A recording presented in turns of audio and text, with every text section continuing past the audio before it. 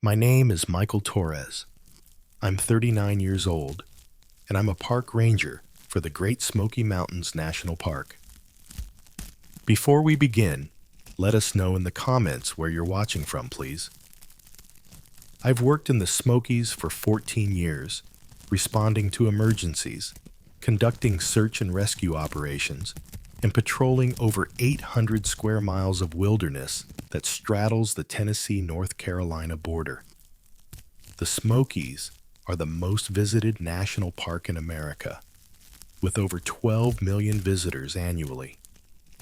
Most people stick to the main trails and viewing areas, enjoying the waterfalls, historic buildings, and stunning mountain vistas. But some venture deep into the backcountry, where the mountains are steep. The forests are dense with centuries-old trees, and help can be hours or even days away.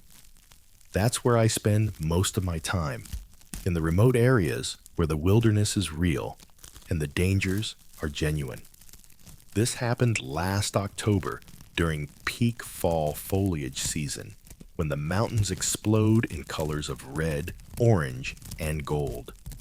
We got a call from a concerned wife reporting that her husband, a 32-year-old experienced hiker named Daniel Marsh, hadn't returned from a solo day hike. He'd left their rental cabin in Cataloochee Valley early that morning, around 7 a.m., planning to hike a 12-mile loop trail. He'd told her he'd be back by 6 p.m. at the latest. He was an experienced backpacker who'd hiked extensively in Colorado and Washington state, so she hadn't been worried initially. But when he hadn't returned by 9 p.m. and wasn't answering his phone, she called Park Dispatch. We initiated a search immediately, though we had to wait until first light to deploy teams into the backcountry safely. I was part of the initial response team that deployed at dawn the next morning. We had Daniel's planned route from his wife, a 12-mile loop that was well marked and frequently hiked, especially during fall. The weather had been perfect the day before. Clear skies and temperatures in the 60s. There was no reason an experienced hiker should have had any problems on that trail. No storms, no extreme heat, nothing that would explain a disappearance. We found his car at the trailhead exactly where it should be, locked and undisturbed. We started hiking the loop, calling his name every few minutes, looking for any signs of him or disturbance. About 6 miles in, near the highest point of the loop, at around 5,000 feet elevation, where the trail crosses a bald mountain with spectacular views, we found his backpack. It was sitting in the middle of the trail, perfectly upright and zipped closed, as if someone had carefully placed it there. Nothing appeared disturbed or damaged. Inside, we found his water bottle still half full, his lunch mostly uneaten, his phone with 70% battery, but no signal in that area, his wallet with his ID and credit cards, and a trail map. Everything a hiker would need for a safe day on the trail. But no Daniel. We expanded the search immediately, bringing in more rangers and trained volunteers with search dogs from our search and rescue unit. The dogs picked up his scent from the backpack and tracked it off the main trail, heading straight up the mountain through dense rhododendron thickets and laurel hills where no trails exist. This was extremely strange. Experienced hikers don't leave marked trails without very good reason, and they certainly don't abandon their packs with all their essential supplies. The terrain off-trail in that area is brutal, steep slopes covered in vegetation so thick you sometimes have to crawl through it. About a quarter-mile off-trail, climbing steep terrain at maybe a 30-degree angle, the dogs lost the scent completely. It just stopped, as if Daniel had vanished into thin air at that exact spot. The dogs, which are highly trained German shepherds with years of experience, circled and searched the area extensively, but couldn't pick up the scent again. We spent 3 full days searching that area intensively, using helicopters with thermal imaging, drones with cameras, and dozens of ground teams combing every square foot of terrain. Nothing. No clothing, no equipment, no blood, no traces whatsoever. Just that backpack on the trail, and the scent trail that ended abruptly on the mountainside. On the 4th day of searching, when we were beginning to fear the worst, a volunteer searcher found him. Daniel was alive, sitting against a large oak tree about 2 miles from where the dogs had lost his scent, on the completely opposite side of the mountain from where his trail had led. He was hypothermic with a core temperature of 94 degrees, severely dehydrated, and disoriented to the point where he didn't initially recognize the searcher or understand he was being rescued. But remarkably, he was physically uninjured. No broken bones, no cuts or bruises. Nothing that would explain why he couldn't have walked out on his own. We got him down the mountain as quickly as safely possible and transported him to a hospital in Knoxville immediately.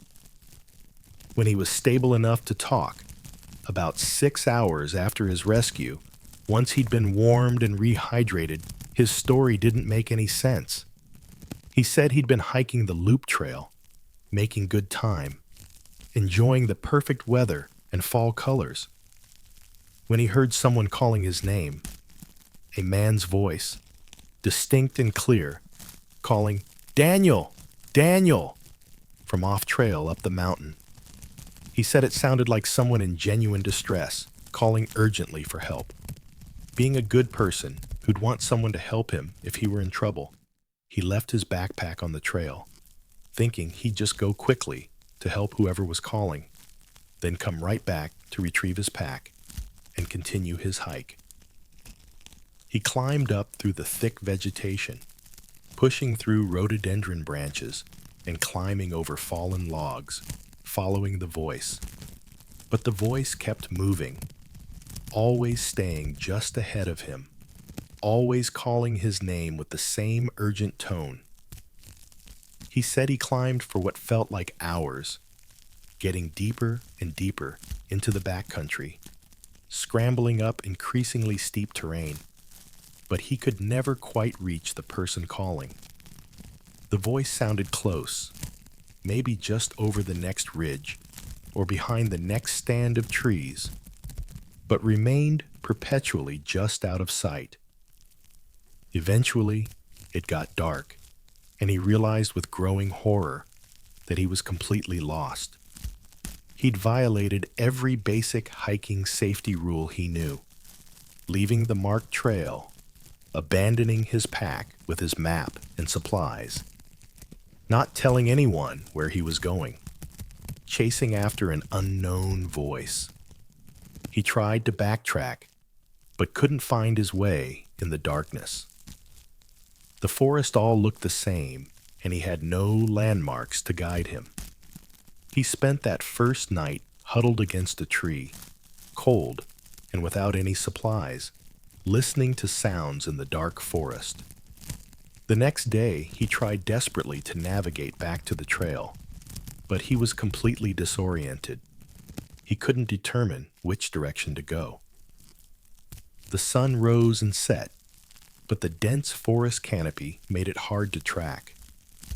He kept walking, hoping to stumble onto the trail or a stream he could follow downhill, but he just seemed to go in circles. He said the forest seemed endless, like it went on forever in every direction, and he kept hearing the voice over those 3 days. Sometimes calling his name, sometimes just talking, words he couldn't quite make out, but in that same male voice. It would lead him in one direction, then disappear, then start up again from a completely different direction. He said by the third day, weak from lack of food and water, his lips cracked and swollen. He realized the voice wasn't real, wasn't another hiker in distress. But by then, he was too weak and mentally confused to make rational decisions about navigation or survival. The doctors attributed his confusion and the auditory hallucinations to severe dehydration and mild hypothermia affecting his brain function. They said it was remarkable he'd survived 3 nights in the mountains in October without supplies or proper clothing. But I've been doing search and rescue in these mountains for 14 years, and Daniel's story bothered me deeply. Experienced hikers don't chase voices off trail on impulse. They don't abandon their packs. And they especially don't travel 2 miles through extremely difficult terrain while severely dehydrated and disoriented. That requires sustained physical effort that shouldn't be possible in his condition. I did some research after Daniel was released from the hospital and returned home to his wife, shaken but physically recovered. The Appalachian Mountains, and the Smokies in particular, have a disturbing number of missing persons cases that don't get much media attention. The National Park Service doesn't publicize this data for obvious reasons related to tourism, but hundreds of people have vanished in these mountains over the decades since records have been kept. Some, like Daniel, are eventually found alive. Many are found dead from exposure or falls, but a troubling number are never found at all, despite extensive searches. Their cases remain open for years, then decades, then eventually go cold.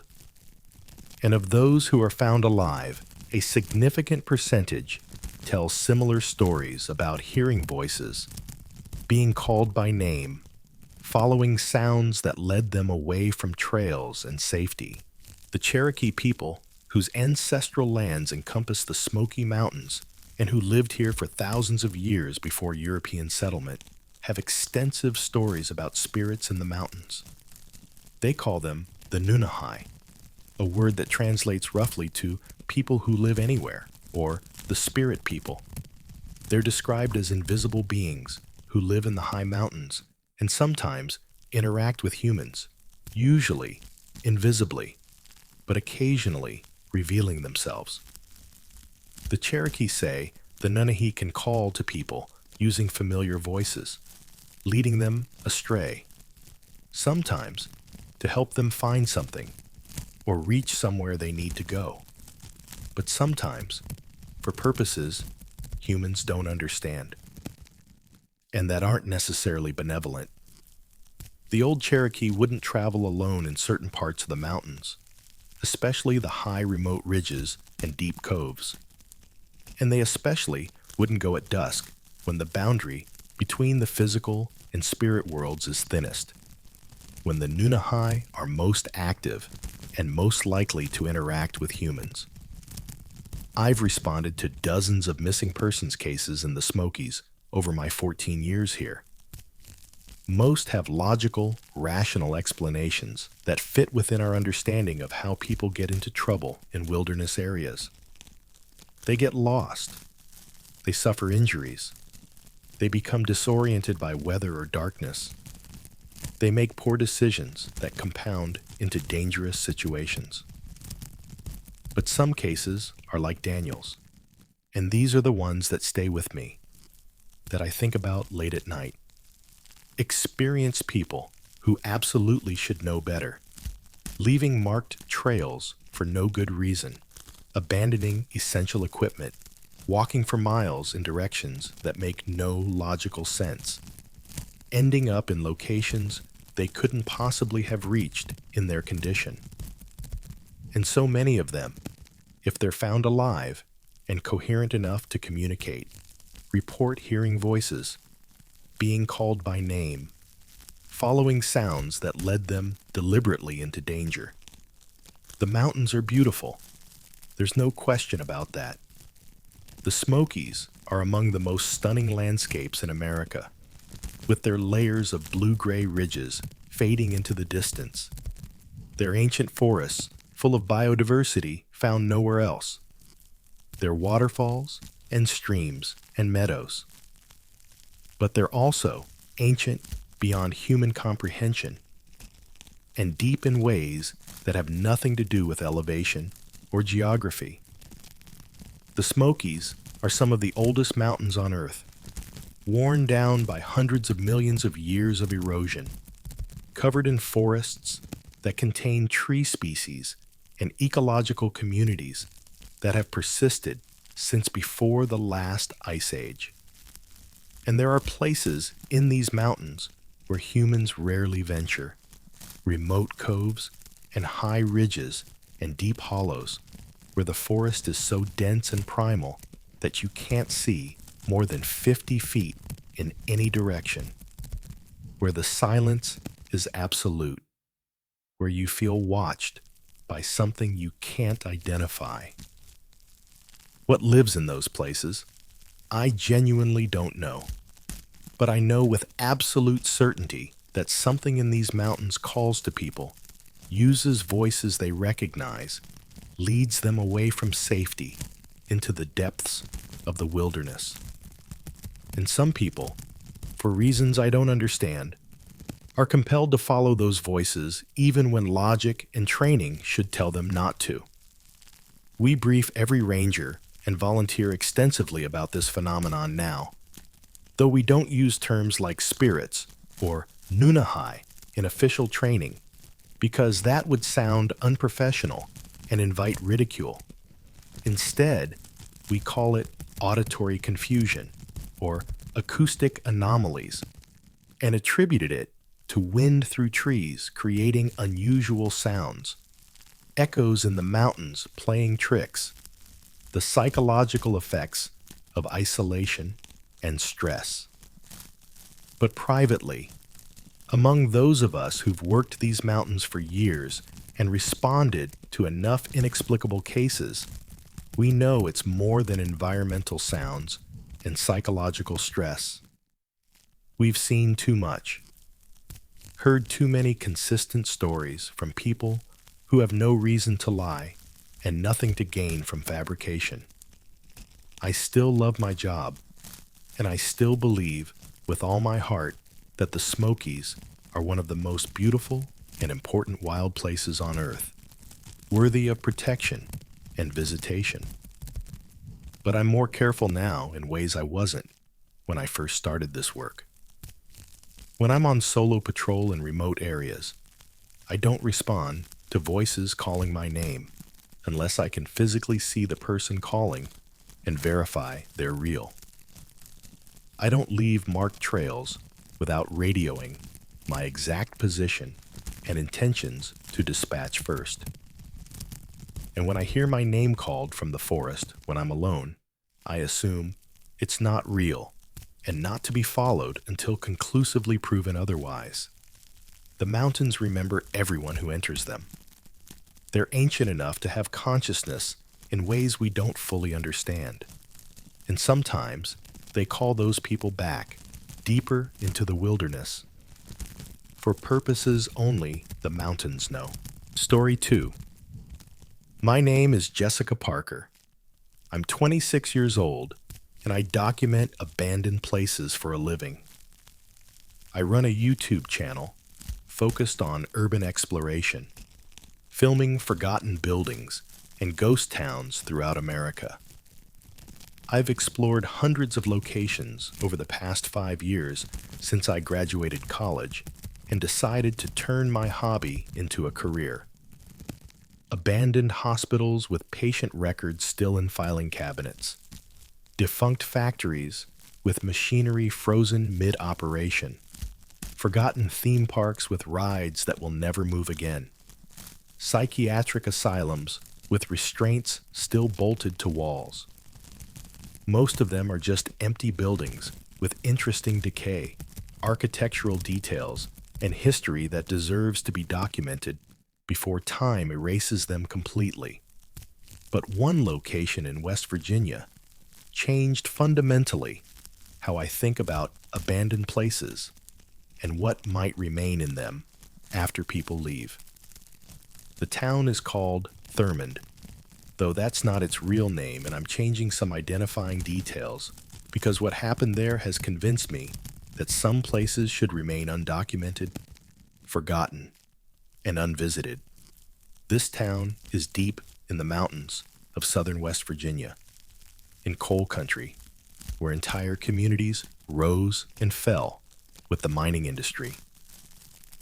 It was a company mining town that thrived in the early 1900s, home to over 2,000 people at its peak during the 1920s and 1930s.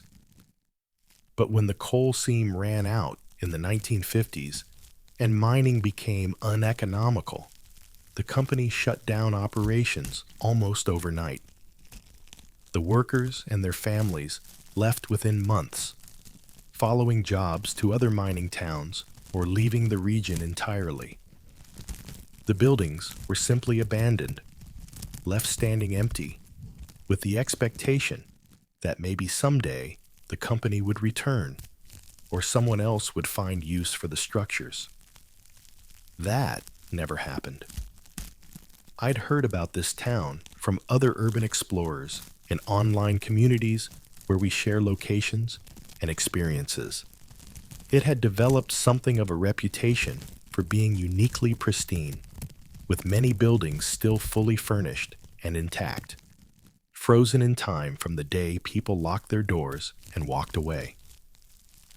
The town was extremely remote, accessible only by a rough dirt road that wound deep into the mountains for miles from the nearest paved highway.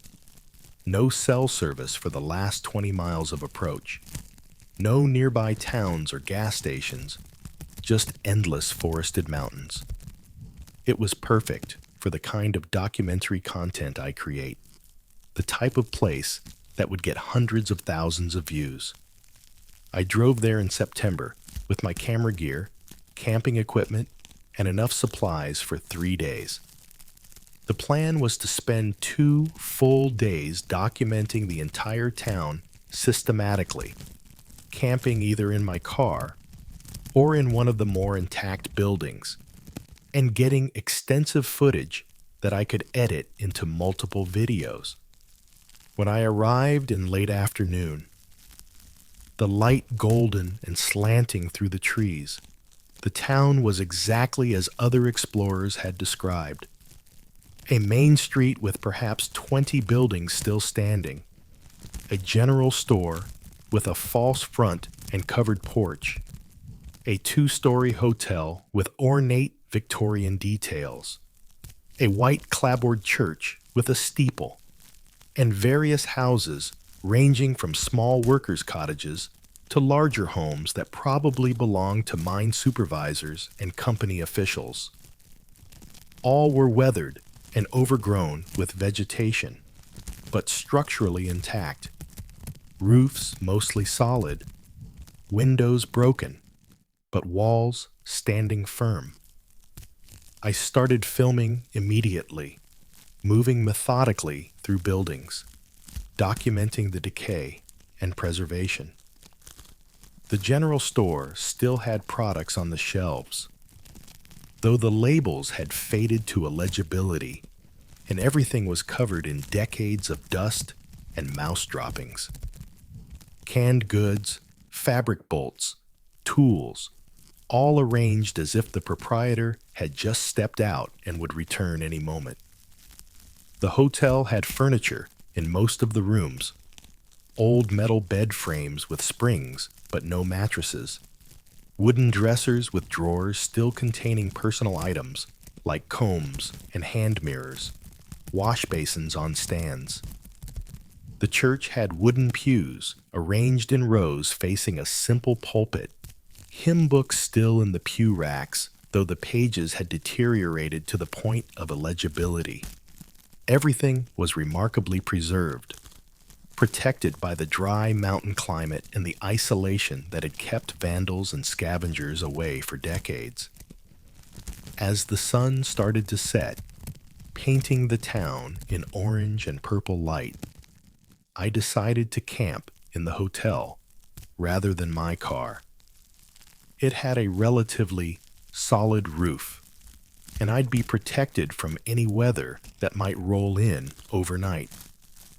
I set up my sleeping bag in what had been the lobby, ate a cold dinner of granola bars and jerky, and spent the evening reviewing my footage on my laptop, pleased with what I'd captured.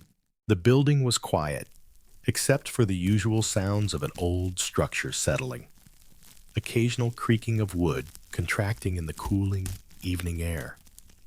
Wind whistling through broken windows and gaps in the walls.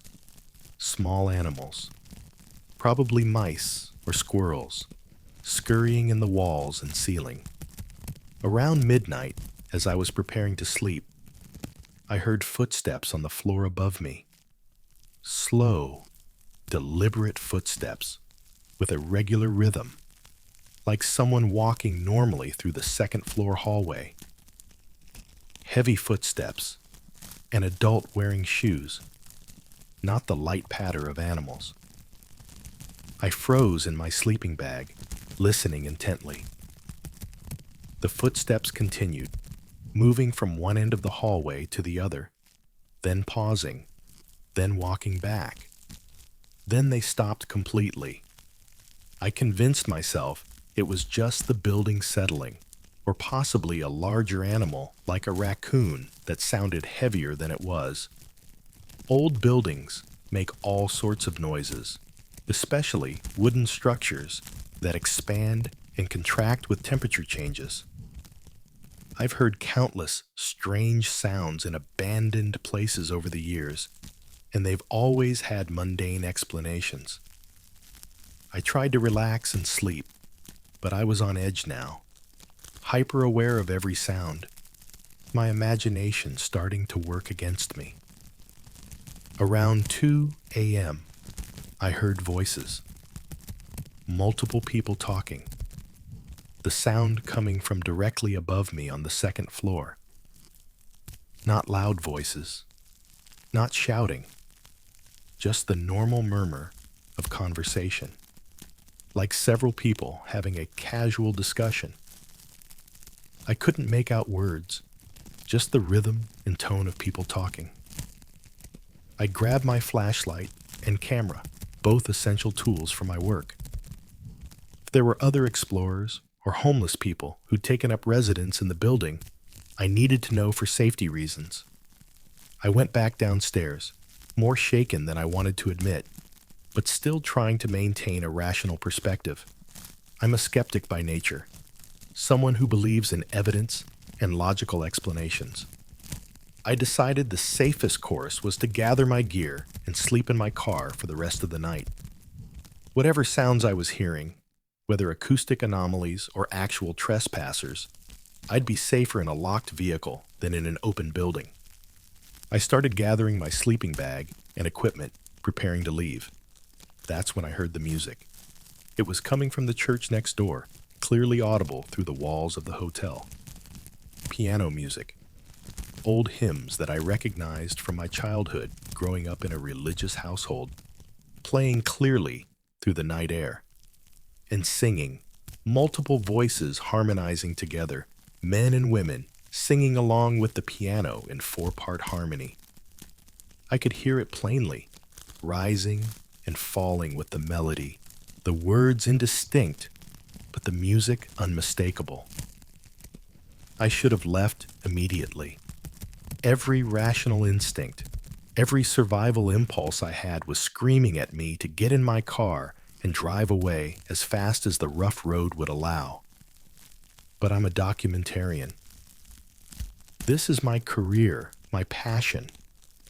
This was potentially incredible, unprecedented footage. Ghost town, mysterious music at night, sounds that had no logical source. If I could film this, document it properly, it would be the defining piece of my portfolio.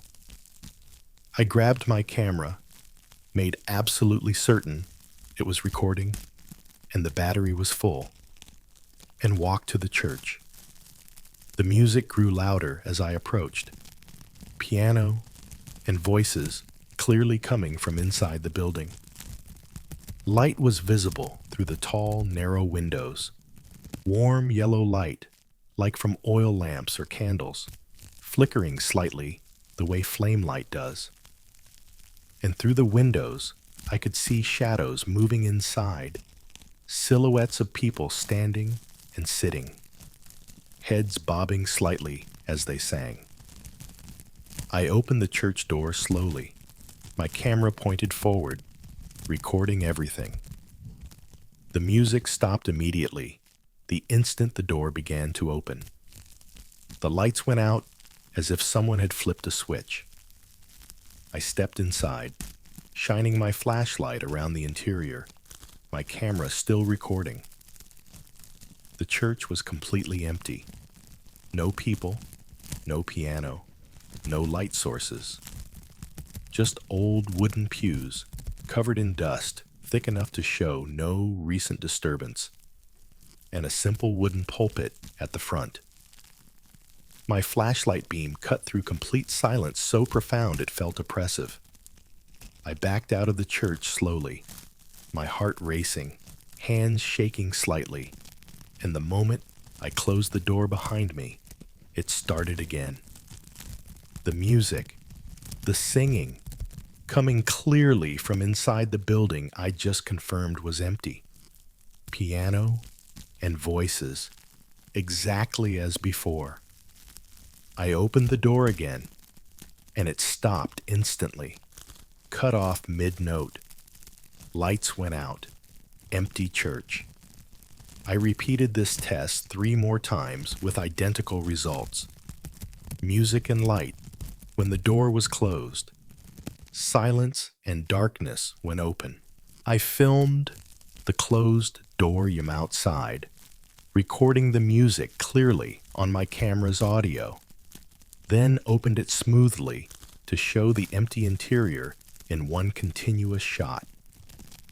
When I reviewed the footage, later in the safety of my car miles away, the camera captured something my eyes hadn't seen in the moment, something that made my blood run cold. In the single frame between the door opening and the music stopping, the briefest instant before lights went out, the camera caught the interior. The church was full of people. Dozens of them dressed in period clothing from the 1950s, standing in the pews, mouths open mid-song, all facing the front where someone sat at a piano I knew didn't exist anymore. All completely motionless, except for their mouths forming words. And every single one of them was looking directly at the camera, directly at me, with expressions that were wrong in ways I couldn't articulate. Their faces were human, but the proportions were slightly off. The angles not quite right. Like a drawing done by someone who'd never actually seen a person, but was working from descriptions. I ran to my car, threw my gear in the back without any organization, and drove out of that town as fast as the rough road would allow without destroying my suspension. I didn't stop driving until I reached the highway 2 hours later.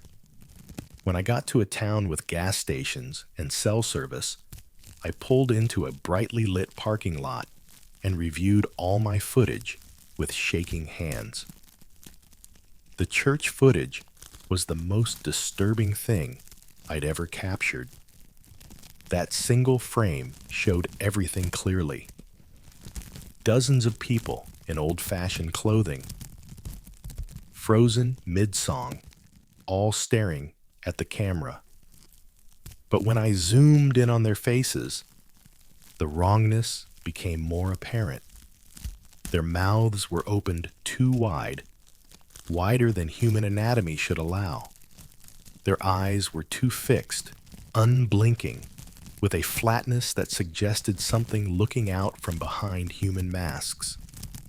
The proportions of their bodies were slightly elongated, arms a bit too long, necks a bit too thin. I stopped doing abandoned place exploration entirely. I sold all my expensive camera gear and deleted my YouTube channel with its 40,000 subscribers. Some of my followers were upset, sending messages demanding to know why I quit when I was growing and getting sponsorship offers. I told them vaguely that I'd found a different career path and wanted to focus on other things. But the real reason is that I learned something that fundamentally changed my understanding of abandoned places. Some locations are abandoned for good reasons that have nothing to do with economics or demographics. Some buildings are empty because whatever remains there after people leave isn't friendly to or tolerant of the living. Some doors, once opened, can't be closed again. And some places want to be documented, want to be seen, want their stories told, not as warning, but as invitation. The Appalachian Mountains are full of dead towns like this one. Hundreds of them, maybe thousands. Coal mining boom towns that went bust. Logging communities that withered when the timber ran out. Small industrial towns built around a single mill or factory that closed. The buildings remain, slowly deteriorating, returning to the forest. But sometimes, what made those places live, the energy, the memories, the trauma, the collective experiences of thousands of people over decades, doesn't dissipate when the population leaves. Sometimes it concentrates, crystallizes, takes on a form or awareness of its own, and it waits in those empty buildings for someone to come document it, witness it, validate its continued existence. I work in an office now, doing data entry for an insurance company. It's boring, but it's safe. I sleep well at night. I don't hear whispers or see figures in my peripheral vision anymore. But I'll never forget that church full of people who weren't people, all staring at me through the camera, all waiting in that abandoned town for the next person curious enough to visit, foolish enough to stay after dark, brave enough to open doors that should remain closed. Story 3. My name is Kevin Morrison. I'm 31 years old, and last year I attempted a thru-hike of the Appalachian Trail, one of the great long-distance hiking challenges in America. For those who don't know, the AT is a 2,190-mile hiking trail that runs from Springer Mountain in Georgia to Mount Katahdin in Maine, following the spine of the Appalachian Mountains through 14 states. A thru-hike means walking the entire trail in one continuous journey, carrying everything you need on your back, which takes most people between 5 and 7 months of daily hiking. It's a grueling physical and mental challenge, but it's also considered a transformative experience that thousands of hikers attempt each year, though only about 25% actually complete the full trail. I started at Springer Mountain in early April, planning to reach Mount Katahdin in Maine by late September or early October. I'd trained extensively for a full year, gradually increasing my hiking distances and pack weight, getting my body conditioned for the daily grind of 20-mile days over mountains. I'd quit my job as a software developer, sold most of my possessions, saved enough money to support myself for 6 months, and prepared as thoroughly as anyone could. The first month, was exactly what I'd expected, based on everything I'd read and all the blogs I'd followed. Beautiful wilderness views that made the climbs worthwhile, challenging terrain that tested me physically every day, camaraderie with other thru-hikers moving at similar paces, and the deep satisfaction of covering real miles each day toward a distant goal. I decided to trust my compass over the apparently malfunctioning GPS and follow a northerly bearing, the general direction the AT travels. Eventually, I'd hit the trail again, or a road, or a stream I could follow downhill to civilization. I walked for hours through thick forest, constantly checking my compass to maintain a straight line north. But the terrain never changed in any meaningful way. Just endless forest. No variations, no streams, no changes in elevation, no landmarks of any kind. Just trees, seemingly identical trees, extending in every direction. As it started to get dark, I made the decision to set up camp. I found a relatively flat spot, set up my tent, filtered water from my bottles since I hadn't found any streams, and ate a cold dinner from my food supplies. I tried to rationalize the situation logically. I'd gotten off trail somehow, and my GPS was malfunctioning. Probably couldn't get a proper satellite fix through the forest canopy. Tomorrow, I'd continue north, and eventually, I'd find my way back. I'd hiked almost 900 miles successfully at that point. I knew how to navigate wilderness. I'd be fine. That night, I heard voices outside my tent. Clear voices. People talking as they hiked past my camp, their footsteps crunching on leaves and sticks. I heard conversation, maybe 3 or 4 different people, both male and female voices, discussing something I couldn't quite make out. I called out immediately, excited to meet other hikers who might help me orient myself and get back on trail. "Hey, hello, over here."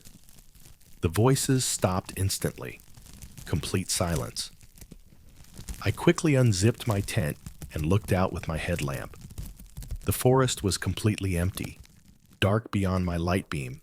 No signs of anyone. No retreating footsteps. No headlamps disappearing into distance. Nothing. I convinced myself I'd heard animals or wind through trees creating sounds my tired brain interpreted as voices. It happens.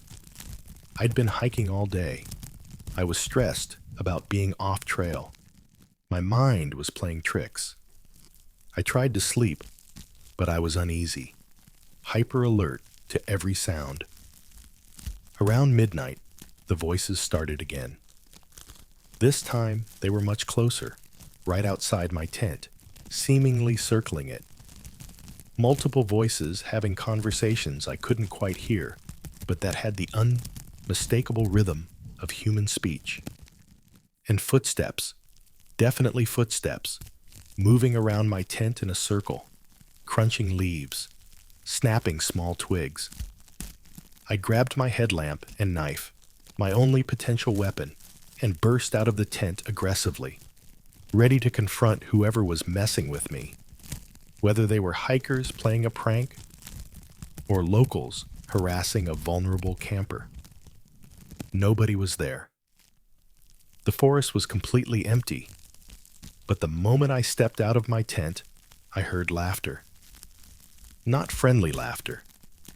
Not the sound of people amused by startling me. This was mocking laughter, cruel and echoing through the trees from multiple directions, from all around me. Then silence again. Absolute silence so complete I couldn't even hear normal forest sounds like insects or distant owls. I made a decision right then. I packed up in the dark, stuffed everything into my pack without any organization, and started hiking. I didn't care if it was midnight, and I couldn't see well beyond my headlamp beam. I needed to move to find the trail, to get to somewhere that made logical sense. I hiked through the night, following my compass north, carefully marking trees with my knife so I'd know if I was walking in circles, a basic wilderness navigation technique. When dawn came, painting the forest in gray pre-sunrise light, I was still in the same endless forest. No trail, no landmarks, no changes in terrain, just trees. My GPS continued to insist I was on the AT, showing my position moving north along the trail on the map, but physical reality showed only forest. I walked all day, covering what should have been 15 or 20 miles based on my pace and the hours I walked. But the forest never changed. No streams crossed my path. I didn't climb or descend any significant ridges. No valleys, no peaks. Just flat, featureless forest that extended identically in every direction, as if I were walking on a treadmill in a forest that went nowhere. By the third day, I was genuinely scared in a way I'd never experienced before. I had food and water, so immediate survival wasn't the concern. But I was completely lost in a way that violated everything I understood about the Appalachian wilderness. You can't walk north for 3 days anywhere in Virginia without hitting a road or stream or some feature. The Appalachians aren't the Alaskan wilderness. They're heavily mapped, crisscrossed with trails and logging roads.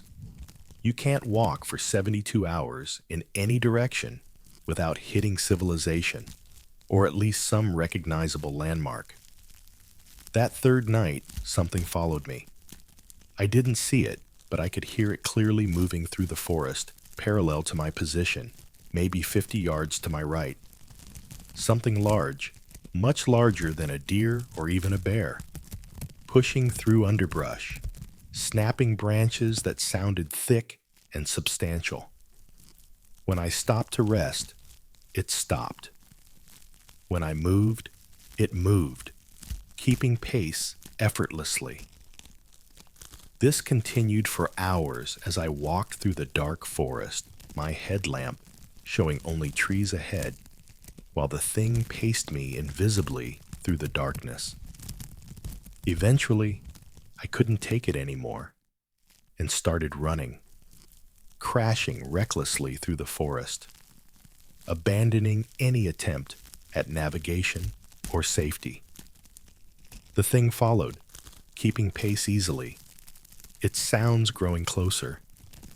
I ran until I was completely exhausted, my legs weak, my lungs burning, then collapsed against a large tree, certain I was about to be killed by whatever was hunting me. The sound stopped. For maybe 30 seconds, complete silence. Then I heard breathing. Heavy, slow, deliberate breathing, coming from directly behind me on the other side of the tree. I spun around with my headlamp and saw it. Standing maybe 20 feet away, fully illuminated in my light beam, was something that looked almost human, but fundamentally wrong. It was tall, well over 7 feet, thin to the point of skeletal emaciation. Its skin was grayish and appeared tight over prominent bones. The face was elongated, stretched, the mouth too wide, extending almost ear to ear. The eyes were completely black, not just dark brown, but utterly black, like looking into empty voids. And they reflected my headlamp light with a dull sheen. The arms were too long, hanging down past where its knees would be, ending in hands with too many joints in the fingers. It didn't move, didn't make any aggressive gestures, just stood there breathing and watching me with those impossible eyes. I slowly backed away, moving as carefully and non-threateningly as I could, and it matched my movement, staying exactly the same distance away. I backed away faster, and it followed, maintaining the gap. Then I turned and ran again, abandoning all dignity and strategy, just moving away from that thing as fast as my exhausted body could manage. I ran until dawn broke, expecting every moment to feel those two long hands grab me. But the attack never came. It just followed, always out of sight, but close enough that I could hear it moving through the forest behind me, pacing me, hurting me, though toward what destination I couldn't guess. On the fourth day, delirious from fear and exhaustion and lack of real sleep, I stumbled onto a trail. White blazes on trees. The Appalachian Trail, exactly where it should be according to my map. I followed it north for maybe 2 hours, moving as fast as my depleted energy allowed, and reached a shelter with other hikers. When I told them I'd been lost for 4 days, they were genuinely confused. They said they'd been at this shelter the previous night and had seen me hike past on the trail. They'd called out a greeting, but I hadn't responded, just kept walking with a distant expression. They'd assumed I was in the zone and didn't want to break my rhythm. I checked my GPS log, the device's memory of everywhere I'd been. According to the GPS, I'd never left the trail.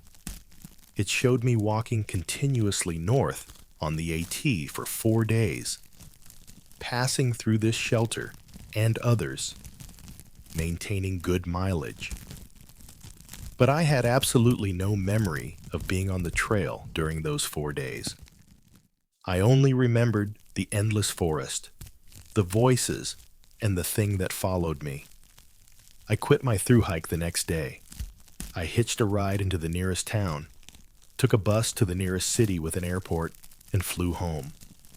Other hikers tried to convince me to continue, said I was probably experiencing something they call trail delirium from too many consecutive high-mileage days, that my brain needed rest.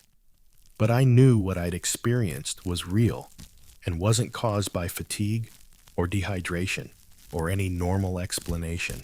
I researched that section of Virginia afterward, reading everything I could find about the area where I'd gotten lost.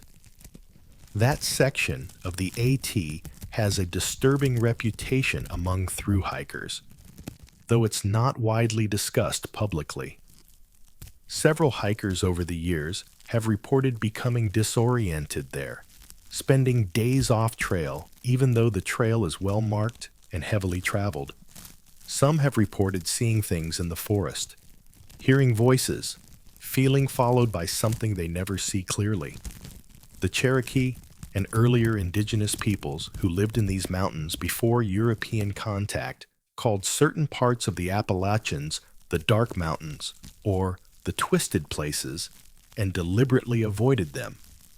Said spirits lived there that could confuse travelers and lead them astray, trap them in places that were beside our world, but not quite part of it. The Appalachian Trail is generally considered very safe. Millions of people have hiked sections of it over the decades since it was completed. Thousands complete successful thru-hikes every year, walking the entire length and having positive, life-changing experiences. But there are places along those mountains, sections where the trail passes through areas older and stranger than our maps account for, where the forests are deeper than the miles between roads would suggest, where things live that have been there far longer than humans have been walking upright. I'll never finish my thru-hike. I'll never go back to those mountains. I got rid of all my hiking gear, even threw away the boots that had carried me almost 900 miles, because I learned something that no guidebook mentions and no trail blog discusses. Some trails don't stay where they're supposed to be. Some forests are bigger on the inside than the outside, containing spaces and distances that don't match the physical geography. And some things that follow you in the wilderness, that pace you through the dark, aren't animals and aren't trying to kill you. They're testing you, studying you, deciding whether to let you leave or keep you in that endless forest forever.